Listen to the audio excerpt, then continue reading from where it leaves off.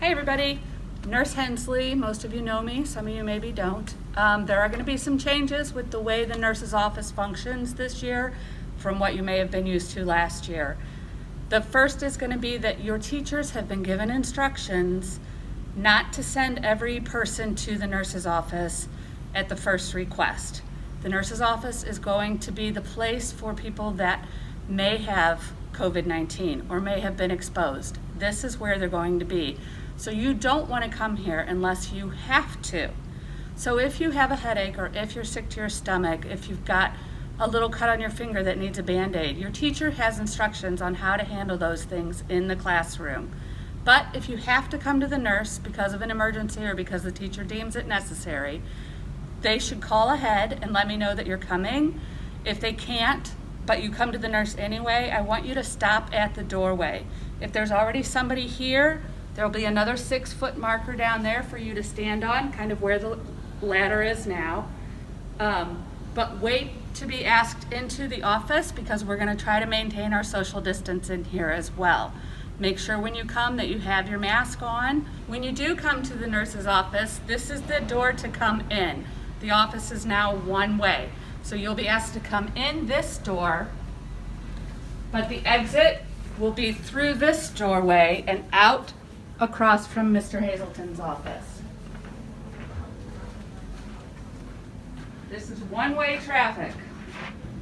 Okay, so for those of you who are used to taking medicine from me during the day, you will still have to follow the same one-way traffic. I would like for anybody who can take their medicine at home and not at school, that would be best. Again, we don't want to be in the nurse's office if we don't have to be. Now, anybody who's used to coming to the nurse for their inhaler, I cannot give neb treatments in the nurse's office during COVID-19. So it's more important than ever that you have your inhaler on your person in your classroom and that I have the appropriate paperwork. I'm going to need the asthma action plans from your parents and their signature saying you can carry your inhaler.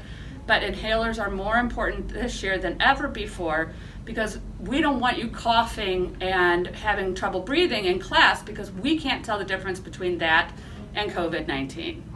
So if you have any questions or your parents have questions, feel free to call me. When you come to school, we expect you to have a face covering on, and it's important that it fit correctly. We're not going to allow a gaiter, which is like one of those things you just pull up over your head. We're not going to allow a bandana cutely tied around your face. It has to be a face covering that fits you, and it can't be worn like this, and it can't be worn like this, and it can't be worn hanging off of your face because it has to cover your nose and your mouth. If your mask gets dirty or soiled, if you're sneezing or coughing and it gets wet, or if it's not fitting properly, we have lots of disposable masks in the building. You will be asked, you will be given one of these paper disposable masks, and somebody may help fit it on you, but it's important that you have a clean, dry, well-fitting mask for your protection as well as everybody else's. Another thing to remember about COVID-19 is that it is spread through the air, but it can also be spread by touch. So it's important that you wash your hands a lot. I know everybody's got hand sanitizer, but it's not in place of washing your hands. It's in addition to. So every chance you get, I want you to wash your hands. Wash them thoroughly with soap and water. Scrub for 20 seconds. Rinse them, dry them. If you touch a surface, a stairway railing or a doorknob, it's important that you not touch your mask too much because you don't want to touch your nose or your eyes or your mouth. Those are the entrances into your body for germs. So washing your hands, staying 6 feet away from people at every chance you can, and wearing your mask. That's how we're going to get through this year safely.